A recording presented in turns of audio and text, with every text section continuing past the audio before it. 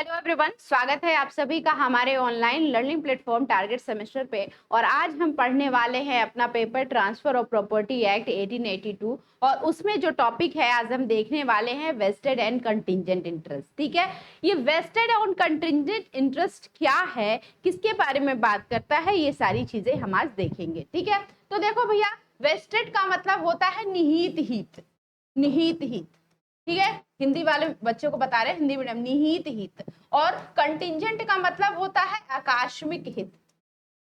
आकस्मिक हित मतलब कि हित, दोनों हित के बारे में बात हो रहा है, लेकिन एक है निहित हित और एक है आकस्मिक हित। ठीक है, ये क्या है, शब्द क्या है, क्या बोल रहा है, इसको हम आगे फर्दर डिटेल डिस्कस करेंगे। ठीक है, देखो भाई, अगर आपसे कोई पूछे कि ये वेस्टेड इंटरेस्ट क्या है, तो ये एक ऐसा इंटरेस्ट है जो किसी सर्टन घटना पे आधारित होता है। देख लो भाई, vested interest is created where there is a condition of the happening of the specified on certain event। देखो भैया, अगर कोई भी इवेंट का हैपनिंग मतलब किसी भी घटना घटित होने का जो इवेंट है वो क्या है भैया, कंडीशन ये लगा हुआ है कि ये घटना होगी ही। ठीक है, कंडीशन ये है कि ये घटना होगी ही। Event happening on the specified और सर्टेन मतलब कोई भी ऐसा इवेंट जो सर्टेन है, कोई भी ऐसा इवेंट जो सर्टेन है, कोई भी ऐसा इवेंट को हम लोग हिंदी में क्या बोलते हैं, कोई भी ऐसा घटना जो निश्चित है, सर्टेन है, और उस चीजों पे अगर आपका हित डिपेंड होता है, उसको क्या कहते हैं, निहित हित कहते हैं। जैसे मान लो कि एक्स नाम का कोई व्यक्ति है, उसके दादा है, परदादा है, ऑफकोर्स बात है कि फादर भी है। अब जैसे दादा की जो प्रॉपर्टी होगी या परदादा की प्रॉपर्टी होगी, या फादर की तो अभी नहीं, लेकिन दादा परदादा जैसे ही खत्म होंगे, इस दुनिया से जाएंगे, उनका डेथ तो है जो निश्चित है, चाहे वो 100 साल में हो, चाहे वो 70-80 साल में हो, डेथ तो होना सबका निश्चित ही है। तो जैसे ही उसका क्या होगा, डेथ होगा, वो प्रॉपर्टी में क्या बन जाएगा, हिस्सेदार बन जाएगा। कौन, तो वो व्यक्ति जो एक्स नाम का है, जिसके वो दादा और परदादा थे। लेकिन अब ये तो क्या हो गया, वेस्टेड इंटरेस्ट, मतलब ऐसा कोई कंडीशन या फिर ऐसा कोई घटना जो निश्चित है, होगा ही होगा, और उसके बेस पे अगर आपका कोई हित बनता है तो उसको क्या बोलते हैं, वेस्टेड इंटरेस्ट बोलते हैं, निहित हित बोलते हैं। कि आपका इसमें हित तो है ही है, आपको कोई इसे डिप्राइव नहीं कर सकता, आपका इसमें हित है। वेस्टेड इंटरेस्ट तो ऐसा कोई भी इवेंट हैपनिंग जो किसी सर्टेन घटना पे निर्धारित हो, उस पे अगर आपका कोई हित बनता हो, इंटरेस्ट आता हो, तो उसको क्या बोलते हैं, वेस्टेड इंटरेस्ट जो है वो बोलते हैं, निहित हित बोलते हैं। ठीक है, वो होगा ही होगा। लेकिन अगर वहीं हम दूसरा देखें, कंटिंजेंट इंटरेस्ट के बारे में, जिसको हम लोग बोलते हैं आकस्मिक हित, इसको बनाया जाता है, क्रिएट किया जाता है on fulfilling of the condition of happening of uncertain event. मतलब ऐसा कोई इवेंट, आपका इंटरेस्ट ऐसे बन रहा है कि कोई ऐसा इवेंट होगा जो अनसर्टेन है। अगर अनसर्टेन इवेंट होगा तब जाकर के आपका क्या बनेगा, कोई भी हित बनेगा। तो याद रख लेना, ऐसा कोई भी इवेंट जो अनिश्चित है, अनसर्टेन है, हो भी सकता है, नहीं भी हो सकता है, इस आधार पे बना हुआ हित क्या कहलाता है, कंटिंजेंट कॉन्ट्रैक्ट या फिर आकस्मिक हित कहलाता है। ठीक है, ये दोनों शब्द का मतलब जाने। वेस्टेड इंटरेस्ट सर्टेन इवेंट पे डिपेंड होता है और वो उसमें कोई भी कंडीशन और फुलफिल नहीं करनी होती, बस सर्टेन इवेंट होना ही होना है, और जैसे ही वो हुआ वो आपका हो जाएगा, आपका इंटरेस्ट उसमें जो है वो क्या हो जाएगा, आ जाएगा। लेकिन जो कंटिंजेंट इंटरेस्ट है, ये किसी अनिश्चित घटना पे होता है, और वो घटना हो भी सकती है, नहीं भी हो सकती है। अगर हो गई तो वेल एंड गुड, आपका इंटरेस्ट बनेगा, नहीं हुई तो आपका इंटरेस्ट नहीं बनेगा।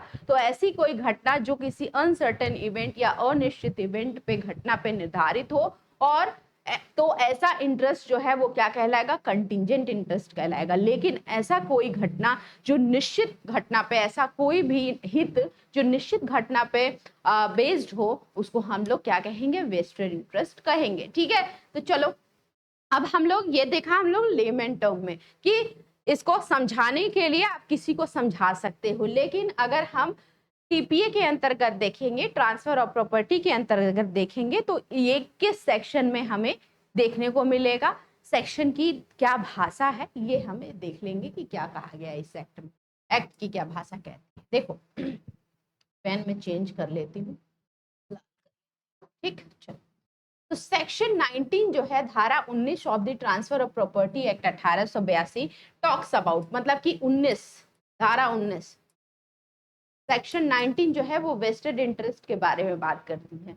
It is an interest which is created in favour of a person where there is a condition of the happening of the specified person, specified certain event and time is not specified. देखो भाई, दो essential निकल करके आया, देखो ध्यान से रखो कि संपत्ति हस्तांतरण अधिनियम की धारा 19 के अंतर्गत क्या होता है, निहित स्वार्थ, जिसको वेस्टेड इंटरेस्ट कहते हैं, के बारे में यह बताती है कि यह एक ऐसा हित है जो किसी व्यक्ति के पक्ष में, देखो व्यक्ति के पक्ष में आएगा, जानवर के पक्ष में नहीं आएगा, व्यक्ति के पक्ष में तब निर्मित होता है, तब बनता है जब किसी विशिष्ट घटना, मतलब किसी स्पेसिफिक इवेंट के घटित होने की शर्त हो। ठीक है, और समय निर्दिष्ट नहीं होता, समय नहीं है कि कब होगा, आज भी हो सकता है, 10 साल बाद भी हो सकता है, 5 साल बाद भी हो सकता है। ठीक है, तो ऐसे को अब यहाँ देखो, निहित स्वार्थ रखने वाला व्यक्ति उस संपत्ति का कब्जा प्राप्त नहीं करता,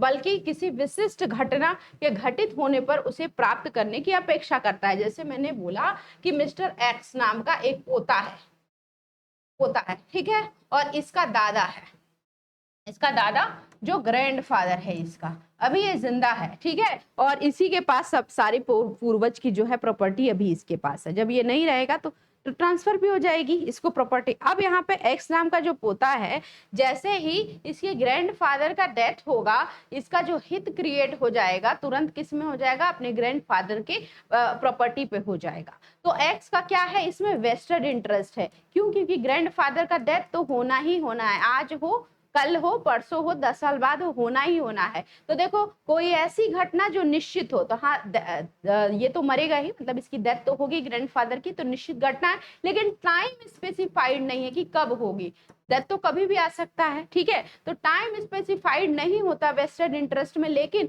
हाँ सर्टेन इवेंट हो, स्पेसिफाइड सर्टेन इवेंट होता है कि हाँ ये जो इवेंट है वो सर्टेन है, निश्चित है, टाइम कभी भी हो सकता है, जैसे ही टाइम आएगा, ठीक है, वो घटना घटित होगी, वो सर्टन निश्चित चीज घटित होगी और क्रिएट हो जाएगा क्या, क्रिएट हो जाएगा क्या, इंटरेस्ट। तो किसका, इस केस में किसका, इस केस में एक्स का। ओके, चलो तो याद रख लेना कीवर्ड क्या बोलता है, कीवर्ड देखो कीवर्ड क्या कहता है इसका, कीवर्ड क्या कहता है कि ये डिपेंड है सर्टेन इवेंट पे, सर्टेन इवेंट पे। ठीक है, दूसरा time not specified, time not specified, time specified नहीं होता। ठीक है, सर्टेन इवेंट जब होगा तभी उसको क्या मिल जाएगा, हित उसका क्रिएट हो जाएगा। ओके, चलो एक्सप्लेनेशन देखो, एक्सप्लेनेशन अब हम देख लेते हैं क्या कह रहा है यहाँ पे। कह रहा है कि a promise to transfer his property to be on him attaining the age of 21.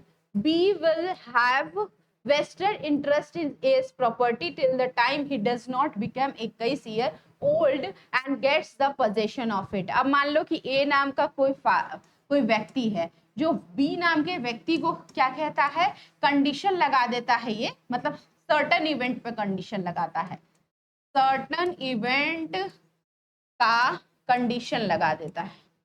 का कंडीशन लगा देता है। किसके ऊपर? तो बी के ऊपर। ए बी से कहता है कि जब तुम 21 साल के हो जाओगे ना तो ये जो प्रॉपर्टी है वो हम तुम्हारे नाम कर देंगे। ठीक है, तो ये क्या 21 है, बी का 21 साल होना क्या है? निश्चित है। बी का 21 साल क्या है? निश्चित है कि हाँ उम्र है, लाइफ है, बढ़ रहा है तो उम्र भी बढ़ेगी, तो निश्चित घटना पे डिपेंड है ना। और जैसे ही बी जो है वो 21 साल का होगा, ए जो है ये प्रॉपर्टी किसके नाम करेगा? बी के नाम पे करेगा। तो ये देख रहे हो कि ये ऐसी घटना पे डिपेंड है ये कंडीशन कि होना ही होना है, निश्चित है ये। ठीक है, अनटिल अनलेस जब तक कोई कैजुअलिटी ना हो। लेकिन अगर बी पैदा हुआ है तो नॉर्मल अगर जीवन जिएगा तो 21 साल जैसे ही होगा, होना ही है, उम्र बढ़ती ही है, तो वैसे ही ए जो है वो प्रॉपर्टी किसको ट्रांसफर कर देगा? बी को। तो बी का यहाँ क्या है? वेस्टेड इंटरेस्ट है। समझ में आएगा? ठीक है, अब यहाँ पे देखो, all aforementioned important aspect of vested interest are written in detail। अब जैसे मैंने बोला ना कि कीवर्ड होता है, हर एक चीज का अपना एक कीवर्ड होता है, हर एक जो टॉपिक है उसकी अपनी इसेंशियलिटी होती है कि क्या क्या मुख्य प्रमुख चीजें हैं उसको जो इसेंशियल बनाती हैं। तो देखो भाई, कह रहा है पहला तो interest should be vested. Interest जो है निहित होना चाहिए, निहित होना चाहिए, मतलब कि कैसा होना चाहिए? किसी कंडीशन जो स्पेसिफाइड हो, सर्टेन इवेंट होना चाहिए, ये हमने बोल दिया, ये पहला इसेंशियल है। दूसरा जो है right to enjoy property is postpone, तो संपत्ति का आनंद लेने का अधिकार इसमें स्थगित हो सकता है। तो क्योंकि जब वो घटना घटित होगी, जब कोई चीज सर्टन होगी, तभी ना आप उस प्रॉपर्टी को एंजॉय कर पाओगे, उसके पहले तो आप उसको एंजॉय नहीं कर पाओगे। तो कह रहा है right to enjoy property is postpone, संपत्ति का आनंद लेने का अधिकार जो है स्थगित हो जाता है। ओके, अब एग्जाम्पल देख लो यहाँ पे, कह रहा है कि x agrees to transfer the property O to Y and commands his guardian Z to give him the property when he attains the age of 20. Y gets vested interest once he attains the age of 18, the age of majority। अब यहाँ पे देखो, कह रहा है कि x जो है वो एग्री होता है अपनी प्रॉपर्टी ट्रांसफर करने के लिए। x agrees to transfer the property O नाम की इसकी प्रॉपर्टी है x की, और ये ट्रांसफर करता है किसको? y को। एंड y को ये कमांड देता है, x जो है वो कमांड देता है किसको? y को। ठीक है, command and command his guardian, मतलब कि बच्चे को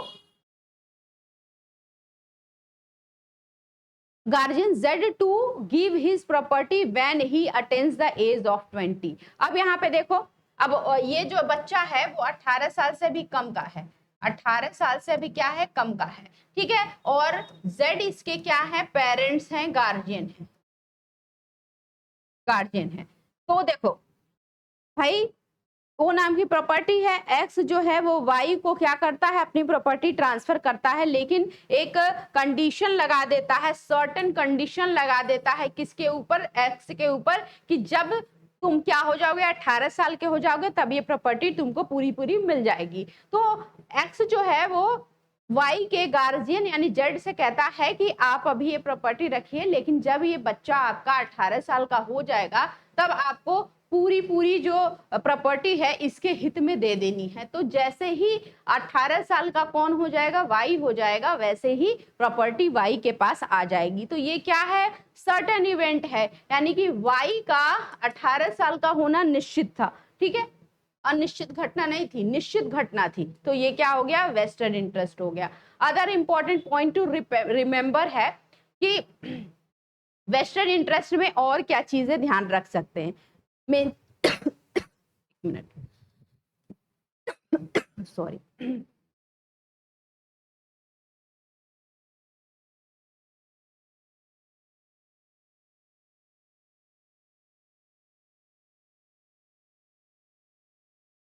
हाँ देखो,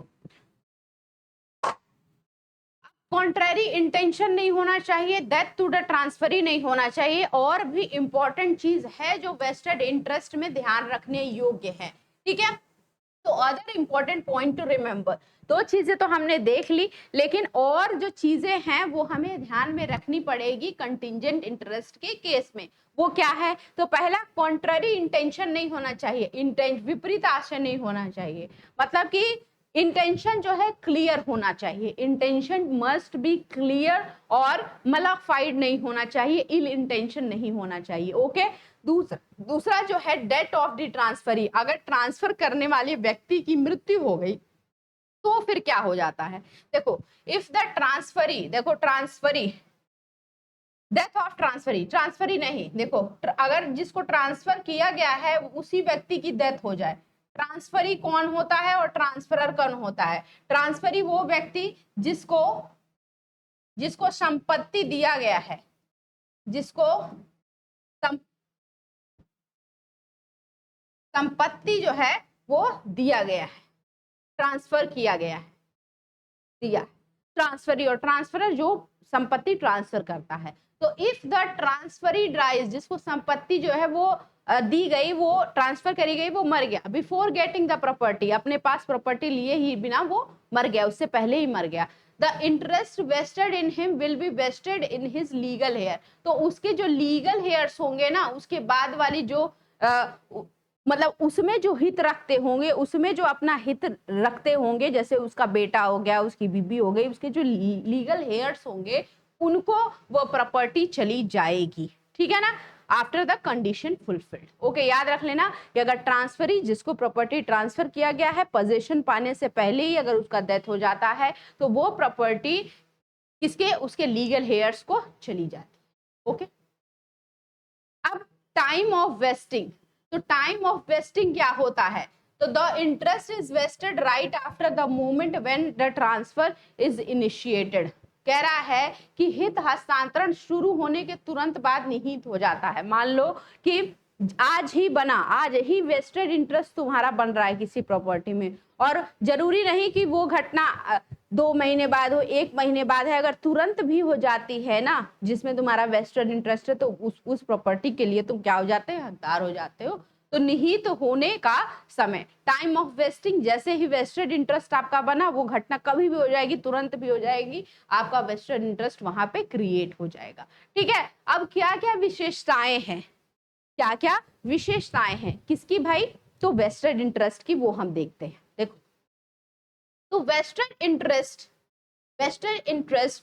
creates a current right that comes in effect immediately, although enjoyment is postponed at the time of prescribed of the transfer. It just does not entirely depend on the condition, as the condition involves on the certain event.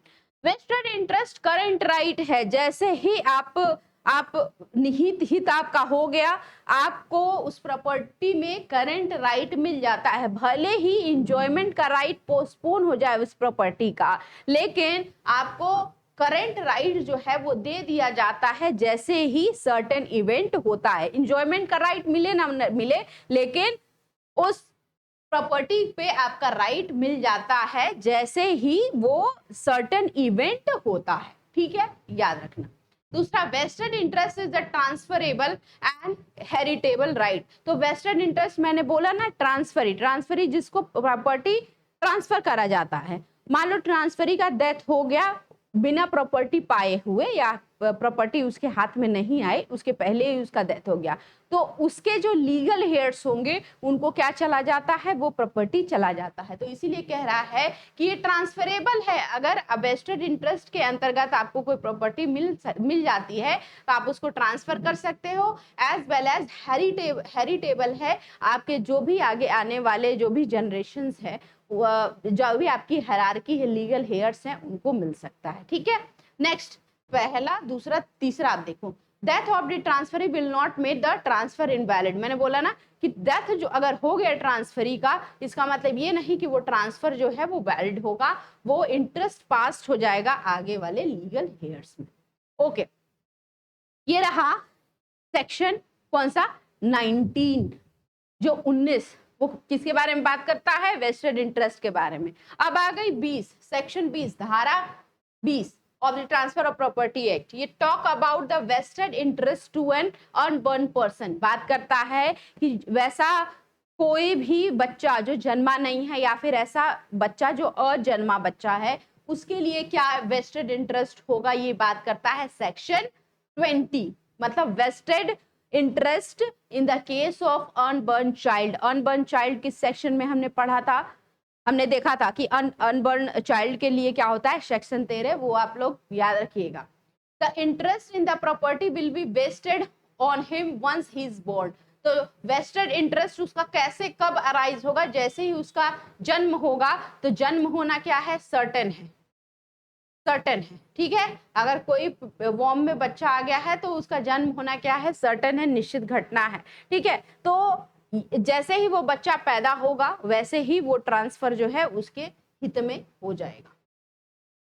अब next आ गया contingent interest. हालांकि 20 उतना important नहीं है, लेकिन अगर आपसे पूछे कि क्या है तो बोलना कि vested interest in the case of unborn child, और जैसे ही वो बच्चा पैदा होगा वैसे ही वो प्रॉपर्टी उसमें वेस्ट हो जाएगी। ओके, नेक्स्ट आ जाता है कंटिंजेंट इंटरेस्ट, जिसको बोलते हैं हम लोग आकस्मिक ब्याज नहीं, आकस्मिक हित। आकस्मिक हित सब ट्रांसलेशन का एरर है, ठीक है। अब देखो भाई सेक्शन 21 क्या कहता है, of the transfer of property act states about the contingent interest के बारे में बात करता है, टीपीए का section 21। It is an interest which is created in the favour of a person fulfilling the condition of happening of uncertain event. मतलब कि ये जो इवेंट है ये कोई ऐसे कंडीशन के, कोई ऐसे कंडीशन के fulfilment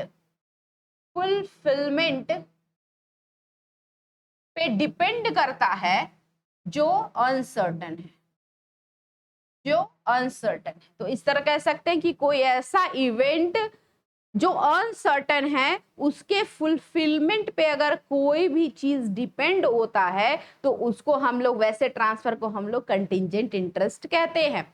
the person having the contingent interest, ऐसा व्यक्ति जिसके पास कंटिंजेंट इंटरेस्ट है, does not get the possession of the property, property का पोजेशन या कब्जा नहीं पाता है, but receives it upon happening of that event, will not be receive the property if the event does not happen. Contingent interest is entirely depend on the contingent imposed on the transfer. अब यहाँ पे देखो सीधी सी बात है भाई, जिसके भी अगर मान लो वेस्टेड इंटरेस्ट है तो उसको पोजीशन मिल सकता है, लेकिन कंटिंजेंट इंटरेस्ट में तब तक आपको उस प्रॉपर्टी में पोजीशन या इंजॉयमेंट का राइट नहीं मिलेगा जब तक कोई अनसर्टन या अनिश्चित घटना जो कंडीशन लगाई गई थी उस पे फुलफिल नहीं हो रहा है वो।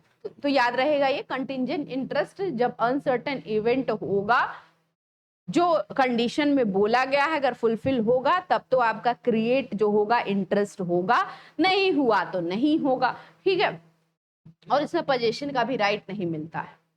लेकिन अगर वही हम वेस्टेड इंटरेस्ट में मिले तो घटना होना ही होना है, टाइम नहीं पता है लेकिन सर्टेन इवेंट है, निश्चित घटनाएं होगा ही होगा, आज नहीं तो कल होगा। तो टाइम स्पेसिफाइड नहीं होता लेकिन घटना जो है वो सर्टेन होती है। इसमें भी ऑब्वियस सी बात है कि टाइम स्पेसिफाइड नहीं होगा, लेकिन हो भी सकता है नहीं भी हो सकता है, वो कंडीशन पे डिपेंड है, लेकिन वो घटना अनिश्चित होगी, ठीक है। होगा तो मिलेगा, नहीं होगा तो नहीं मिलेगा। एक एग्जाम्पल देखो, कह रहा A agrees to transfer the car X to B on the condition that he shall secure 80% in his exam। कह रहा है A नाम का व्यक्ति जो है वो एग्री करता है क्या करने के लिए, अपना car transfer the car X to B।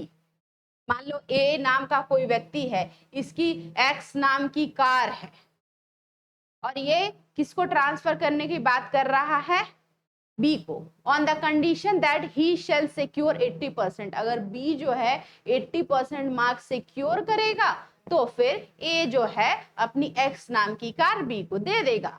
This condition is uncertain, ये अनसर्टन है, हो सकता है कि एग्जाम में कम मार्क्स मिल जाए, हो सकता है 79% मिल जाए, हो सकता है कि फिर 60% ही मिल जाए, हो सकता है उस बच्चे की उस समय तबीयत खराब हो जाए, कुछ भी हो सकता है, ठीक है।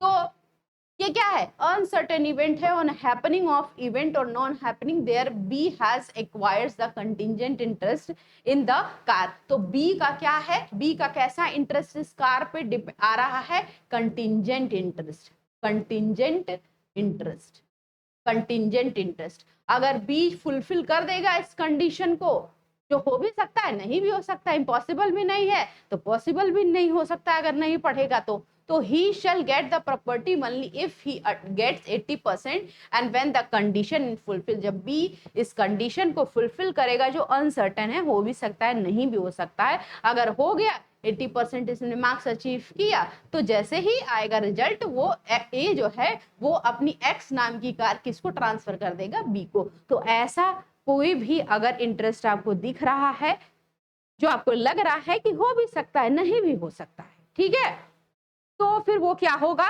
भाई, वो कंटिजेंट इंटरेस्ट होगा। वेस्टेड इंटरेस्ट जैसे मैंने बताया ना कि अगर कोई पोता पैदा हो गया तो अपने दादा की प्रॉपर्टी में वो हिस्सा रखेगा ही रखेगा, तो ये क्या है, वो पूरा करे ना पूरा करे उसका वेस्टेड इंटरेस्ट आ गया है उसमें, उसको मिलेगा ही मिलेगा, ठीक है। चलो अब इससे केस देख लेते हैं हम लोग, कौन सा है, in the case of Leake versus Robinson का ये केस है। इसमें क्या होता है, the court upheld that when a condition involves an event that is to be given at a particular age upon attaining a particular age, after attaining the particular age, then it can be derived that the transfer involves a contingent interest। अब यहाँ देखो Robinson के case में ये बोला गया कि अगर आपके ऊपर कोई उम्र का भी ऐसा कंडीशन लगा रहा है कि जब तुम 21 साल के हो जाओगे, 18 साल के हो जाओगे, तब तुमको ये प्रॉपर्टी जो है दी जाएगी या इस प्रॉपर्टी में तुम्हारा इंटरेस्ट आएगा। तो इसमें बोला गया कि ये भी अनसर्टेन है, लेकिन हमारे इंडिया में नहीं है, ये सर्टेन माना जाता है, ठीक है। आप उम्र का तकाजा वाले को लेकर के कंटिजेंट नहीं होता है हमारे यहाँ, लेकिन रॉबिन्सन वाले केस में बोला गया था, ठीक है। केस चाहो लिखना तो चाहो तो छोड़ देना, ठीक है। अब यहाँ पे देखो विशेषताएं क्या है, जैसा हमने देखा वेस्टेड इंटरेस्ट की विशेषताएं, वैसे ही हम देखेंगे कंटिजेंट जो इंटरेस्ट है उसकी विशेषताएं। तो देखो दिस इंटरेस्ट ओनली हैपेंस, ये इंटरेस्ट तभी होगा when the condition in fulfil, condition fulfil होगा, और कंटिजेंट जो है वो इस नेचर का होगा जो अनसर्टेन होगा, अनसर्टेन होगा, ओके। दूसरा क्या कह रहा है, ट्रांसफरेबल राइट, राइट जो है अगर कंटिजेंट इंटरेस्ट आपका हो गया, अगर किस प्रॉपर्टी में आपका राइट आ गया तो उसको आप ट्रांसफर भी कर सकते हो, but the condition of heritability depends upon the nature of such any transfer. लेकिन आपके लीगल हेयर्स को या फिर उसका हेरिटेज बनेगा कि नहीं बनेगा ये कंफर्म नहीं है, ठीक है ना, ये डिपेंड करेगा। Death of the transferee, transferee को कौन, जिसको प्रॉपर्टी ट्रांसफर हो रही है, अगर उसका डेथ हो जाता है before getting the possession, possession पाने से पहले of the property will result in the failure of contingent interest and the property will remain with the transfer।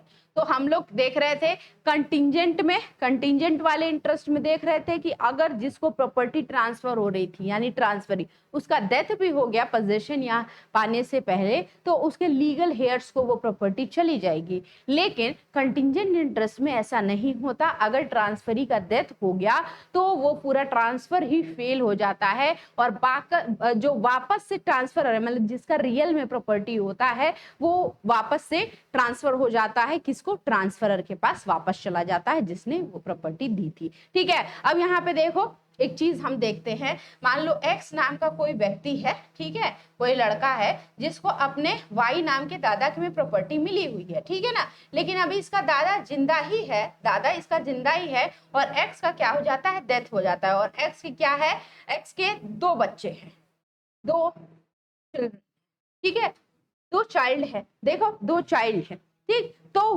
भले ही एक्स दादा है और दादा के रहते पोते की क्या हो गई, मृत्यु हो गई, लेकिन फिर भी इस पोते के भी कितने बच्चे हैं, 2 बच्चे हैं। तो ये दादा की प्रॉपर्टी, मतलब जो इसके नाम होने थी, ये दादा की प्रॉपर्टी अब इसके हिस्से की प्रॉपर्टी किसके पास चलेगी, इन 2 चाइल्ड के पास ट्रांसफर हो जाएगी। लीगल हेयर्स जो एक्स के हैं उनके पास चली जाएगी। लेकिन यही कंडीशन किस में नहीं फॉलो होता, कंटिजेंट में नहीं होता, यानी ट्रांसफरी को ही जाएगा, ट्रांसफरी के लीगल हेयर्स को नहीं जाएगा। ट्रांसफरी का डेथ हो जाता है पोजीशन उस लेने से पहले उस चीज पे, तो वो फिर वापस से किसके पास चला जाएगा, ट्रांसफरर के पास चला जाएगा। जैसे कार वाला हमने एग्जांपल देखा था इसमें कंटिजेंट में, तो इसमें क्या था, देखो भैया, एक्स नाम का कोई, एक्स नाम की कार थी, ए नाम का व्यक्ति था, ए नाम का व्यक्ति था, अपना एक्स नाम की कार ये जो थी, ये बी को जो है वो देने की बात किया था। अगर बी जो है वो क्या कर ले, 80% ला ले, ठीक है, 80% ला ले, या फिर कोई भी काम 100 दिन में कंप्लीट कर ले। कोई ये भी इंसान है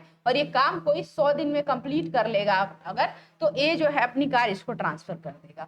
अब मान लो कि बी जो है 99वें दिन इसकी डेथ हो जाती है, क्या हो जाती है, इसकी डेथ हो जाती है, और इसके भी कितने बच्चे हैं, 2 चाइल्ड है, ये एक एक्स और एक वाई, 2 चाइल्ड है। तो क्या क्या ये जो कार इसकी होनी थी, या 100वें दिन ही इसकी डेथ हो जाती है, ठीक है, 100वें दिन ही इसकी डेथ हो जाती है, ट्रांसफर करते समय ही 100वें दिन ही इसकी डेथ हो जाती है, किसकी, बी की। तो क्या ये जो एक्स नाम की कार है, क्या ये बी के बच्चों के पास आएगी, नहीं आएगी, नहीं आएगी, ये किसके पास वापस चली जाएगी, ए के पास वापस चली जाएगी। याद रख लेना ये सब डिफरेंस, थोड़ा सा टफ है, आई नो, थोड़ा सा बोरिंग भी लग सकता है आप लोगों को टीपीए, लेकिन ये बहुत इंपॉर्टेंट कॉन्सेप्ट है, ठीक है। अब some important aspect contingent interest के उसमें, तो इंपॉर्टेंट क्या है कि इंटरेस्ट होता है, ब्याज नहीं है भाई, यहाँ पे जहां जहां भी ब्याज है ना, हिंदी मीडियम वाले हित लिखेंगे, हित, तो इंटरेस्ट यानी कि हित होना चाहिए, वेरी गुड, ठीक है। एक्सेप्शन इसका देख सकते हो, अपवाद, इसका अपवाद है किसका, कंटिजेंट अपवाद, कंटिजेंट इंटरेस्ट का अपवाद क्या है, ये देखो, कह रहा है कि जब कोई व्यक्ति किसी विशिष्ट संपत्ति के स्वामित्व के अधिकार की प्रत्याशा रखता है और घटना घटित होने तक उस संपत्ति से किसी भी प्रकार की आय प्राप्त करता है, संपत्ति या हित आकस्मिक हित के अंतर्गत नहीं आता। मान लो कि अगर आप किसी ऐसे संपत्ति, देखो फिर से देख लो, when a person who has expectancy, कोई ऐसा व्यक्ति है जो एक्सपेक्ट कर रहा है, ये उम्मीद कर रहा है कि द राइट्स ऑफ ओनरशिप, कि इसमें मेरा ओनरशिप, स्वामित्व का अधिकार होगा किसी स्पेसिफिक प्रॉपर्टी में, and he for the time being, और उसी time till the happening of the event gets any short income and arise from this property, this interest in the property does not come under the aspect of contingent interest। मान लो कि कोई व्यक्ति है, उसको पता है कि इसका ओनरशिप मेरा ही होने वाला है, ठीक है ना, और उस प्रॉपर्टी से अगर कोई इनकम अराइज हो रही है तो वो इनकम भी उसी की होगी, ना कि ट्रांसफरर की होगी। तो ये अपवाद है, 22 हमको नहीं देखना है, ठीक है, 22, 23 आप चाहो तो देख लो, लेकिन हमें मेनली जो डिफरेंस देखना था वो 19 और 21 के बीच में देखना था। हमने 20 में देख लिया कि हाँ अनबर्न चाइल्ड में वेस्टेड इंटरेस्ट का कॉन्सेप्ट है, उसको आप देख सकते हो, ठीक है। चलो मार्जिनल नोट इसके भी देख लेते हैं, मार्जिनल नोट इसके भी देख लेते हैं कि 22 क्या कह रहा है, ठीक है, देख लो भाई, कह रहा है कि 22 talks about the transfer to a group or class of members within the contingent interest। जब किसी बड़े ग्रुप और किसी क्लास ऑफ मेंबर के पे कंटिजेंट इंटरेस्ट लगाया जाता है या कंटिजेंट इंटरेस्ट बनता है, तो वो सेक्शन 22 में जो है दिया गया है, ठीक है ना। तो पहले 21 में हम पढ़े थे किसी एक पर्सन को ट्रांसफर हो रहा था, ट्रांसफरी कोई एक व्यक्ति हो रहा था, लेकिन ट्रांसफरी कोई ग्रुप हो या ग्रुप ऑफ मेंबर्स हो, तो उस कंडीशन में क्या होता है, वो सेक्शन 22 जो है वो बात करता है। सेक्शन 23 क्या बात करता है कि देखो, talks about the transfer which happens after happening of an event that was mentioned in the transfer which involves contingent interest। तो कौन कौन से ऐसे happening हो सकते हैं इवेंट के जो uncertain हो सकते हैं। This section right about what happens after the happening of the specified uncertain event. ये सेक्शन जो है सेक्शन 23 बात करता है कि अनसर्टेन इवेंट अगर हैपन हो गया तो फिर उसके हैपनिंग पे क्या होता है, सेक्शन 23 बात करता है, ठीक है। सेक्शन 24 मार्जिनल नोट ही पढ़ रहे हैं, ज्यादा नहीं पढ़ना है इसके बारे में, बस ये देख लो कि क्या है। Section 24 states about the transfer to a group or class of a member who will get the property on the condition that they shall be living at the specified date। मतलब कि ऐसे ग्रुप और class of members को का हित जो उस condition के फुलफिल होने तक क्या रहे, जिंदा रहे। ठीक, ये अब हमें देखना है, यहां से इंपॉर्टेंट है conclusion for vested and interested interest. ठीक है, वेस्टेड एंड कंटिंजेंट इंटरेस्ट। तो देखो भाई, the concept of vested interest and contingent interest are very important to understand the there are many section related to the this concept। अब हमने देखा कि भाई vested और contingent interest क्या है, इन दोनों में डिफरेंस आप चाहो तो ड्रॉ कर सकते हो। ठीक है, इन दोनों में डिफरेंस आप चाहो तो क्या कर सकते हो, ड्रॉ भी कर सकते हो, खुद से भी नहीं कर सकते तो यहाँ पे करवा देते हैं, कुछ कुछ दिया हुआ है। जैसे कंडीशनल ट्रांसफर होना चाहिए, कंडीशनल ट्रांसफर होना चाहिए। ठीक है, 25। अब यहाँ पे देखो, for conditional transfer to be valid the impose condition should not be. कह रहा है कि शर्त कंडीशन के साथ कंडीशन लगाया जाता है। ठीक है ना, कंडीशन मान लो अगर कंटिंजेंट इंटरेस्ट या वेस्टेड इंटरेस्ट पे लगाया जा रहा है तो वो कंडीशन जो है वो वैलिड होना चाहिए। सेक्शन 25 ये बात करता है कि कंडीशन मस्ट बी वैलिड। तो देख लो, सशर्त हस्तांतरण के वैध होने के लिए लगाई गई शर्तें निम्न नहीं होनी चाहिए, मतलब ये सारी शर्तें नहीं होनी चाहिए। ठीक है, अगर आप शर्त लगा रहे हो किसी प्रॉपर्टी को ट्रांसफर करने के लिए या किसी में किसी का हित इंटरेस्ट क्रिएट करवाने के लिए, तो ये कंडीशन तो नहीं होना चाहिए। ऐसा कंडीशन जो प्रोहिबिटेड बाय लॉ हो, ऐसा कंडीशन प्रोहिबिटेड मतलब क्या, निषिद्ध होना, लॉ ने, कानून ने उसको मना किया है। Should not be an act that involve fraudulent act, ऐसा कोई एक्ट नहीं होना चाहिए जो कपटपूर्ण हो या फ्रॉडुलेंट हो। तीसरा, should not be any act that is impossible, अब ऐसा कोई एक्ट नहीं कर दोगे, और निश्चित हो सकता है लेकिन इम्पॉसिबल नहीं हो सकता है। कंटिंजेंट इंटरेस्ट में अगर कोई कंडीशन आप पे लगाया जा रहा है तो वो अनिश्चित हो सकता है, अनसर्टेन हो सकता है, लेकिन इम्पॉसिबल नहीं हो सकता। आप ये कह दो कि मैं तुमको ये प्रॉपर्टी तब ट्रांसफर करूंगा जब सूर्य जो है वो ईस्ट से ना निकल करके वेस्ट से निकले, तो ये क्या है, इम्पॉसिबल है। तो इम्पॉसिबल चीज पे नहीं डिपेंड होना चाहिए कंडीशन। चौथा, should not be an act that is termed violate the public policy, अब ऐसा कोई टर्म ना करो कि पब्लिक पॉलिसी के अगेंस्ट हो। अब तुम ऐसा कंडीशन ना लगा दो किसी प्रॉपर्टी को ट्रांसफर करने के लिए कंटिंजेंट इंटरेस्ट में, कह दो कि जा तुम ब्लास्ट कर दोगे यहाँ पे फलाना जगह फलाना पार्क में, तो मैं तुम्हें क्या दे दूंगा, प्रॉपर्टी दे दूंगा। ये थोड़ी ना कोई वो है, इमोरल नहीं होना चाहिए। ठीक है, वो कंडीशन इमोरल नहीं होना चाहिए। छठा, any act that incurs any harm to any person his property, और ऐसा भी कंडीशन नहीं होना चाहिए, मान लो कि तुम कह रहे हो, किसी पे कंडीशन लगा रहे हो कि जाओ तुम एक्स नाम के व्यक्ति का प्रॉपर्टी जो है डिस्ट्रॉय कर दो, उसको मारो पीटो, तब जाकर के मैं तुम्हें प्रॉपर्टी दूंगा, ऐसा कोई कंडीशन लगा रहे हो अगर कंटिंजेंट इंटरेस्ट के केस में, तो वो जो कंडीशन है वो वॉइड होगा। कंडीशन क्या होगा, वॉइड होगा। तो ये सारी चीजें कंडीशन में नहीं होनी चाहिए। ओके, चलो अब types of conditional transfer in the property law. कितने तरह के कंडीशनल टाइप्स होते हैं, टाइप्स ऑफ कंडीशनल ट्रांसफर। तो कंडीशन देखो भैया, कंडीशन प्रेसिडेंट होता है और कंडीशन सब्सीक्वेंट होता है, और condition collateral are two types of condition that are, ये देखो कंडीशन दो ही तरह के होते हैं, that governs the timing of fulfilling of the certain events of the transfer। देखो भैया, कंडीशन या तो प्रेसिडेंट, कंडीशन प्रेसिडेंट का मतलब क्या है कि पहले काम करो, पहले कंडीशन परफॉर्म करो, पहले कंडीशन फुलफिल करो तब प्रॉपर्टी ट्रांसफर होगी। ठीक है, कंडीशन सब्सीक्वेंट क्या है कि पहले ट्रांसफर होगा, पहले ट्रांसफर होगा और फिर जाकर के वो काम होगा, जो कंडीशन लगाया गया है वो काम होगा। कोलेटरल क्या होगा, कोलेटरल का मतलब समझ रहे हो कि एक हाथ से दो, एक हाथ से लो, ठीक है ना।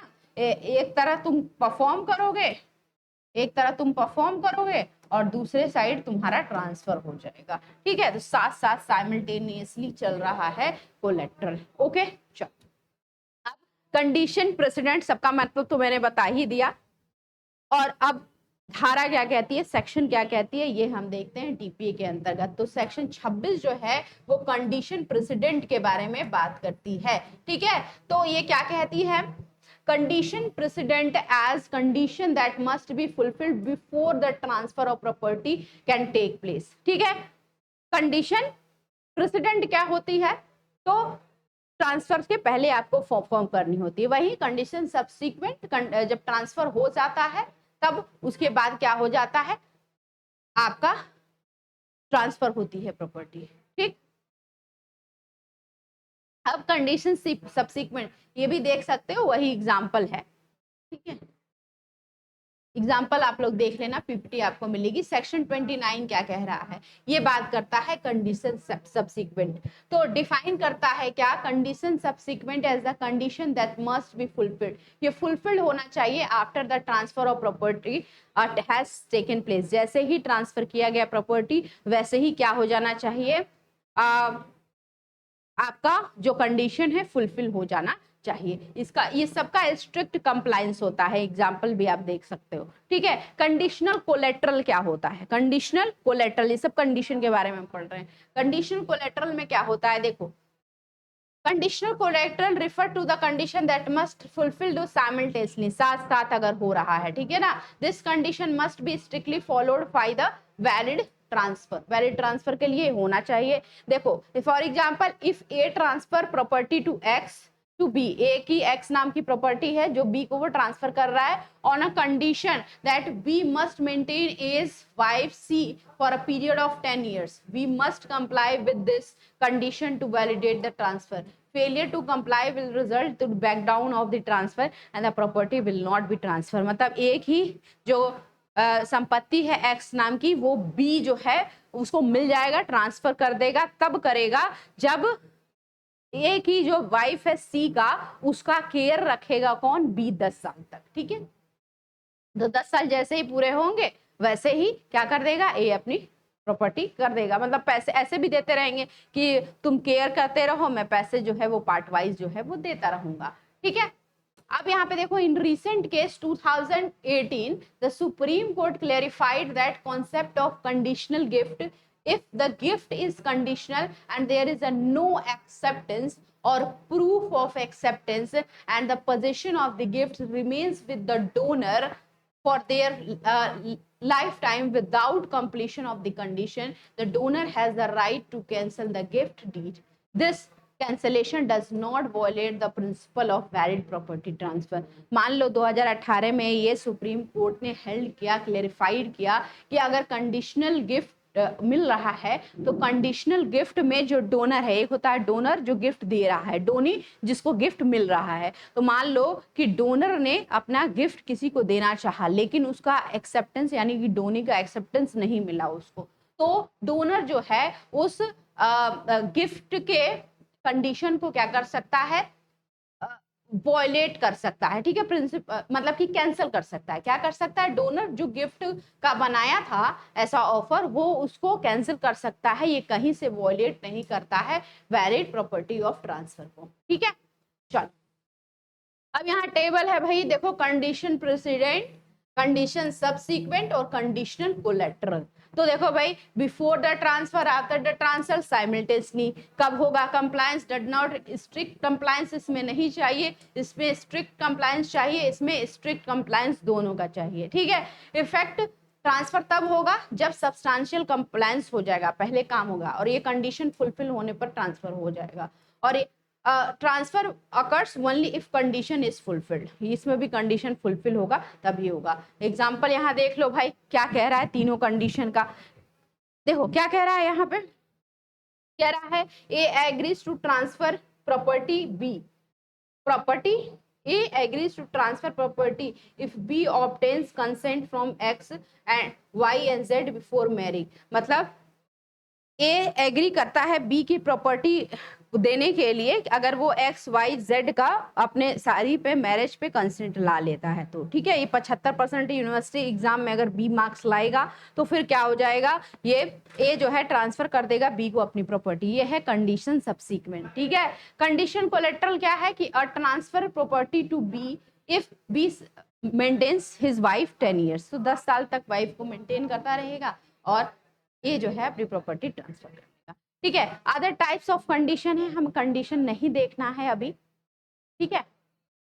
इतना कंडीशन आपके लिए काफी है, ठीक है। हम सीधे चलते हैं कंक्लूजन पे, क्योंकि अभी हम लोग को कंडीशनल ट्रांसफर भी देखना है। उसमें देखेंगे एक टॉपिक है conditional transfer, sorry conditional transfer ही है, हाँ कंडीशनल ट्रांसफर ही है, उसमें हम और अच्छे से अपना देखेंगे। ये वेस्टेड और कंटिंजेंट इंटरेस्ट के हिसाब से ये पीपीटी तैयार किया गया था। ओके, कंक्लूजन देखो, conditional transfer in the property law is fulfil the conditional concept as it allows the parties to tailor the property transaction to meet their specific need and circumstances, ठीक है।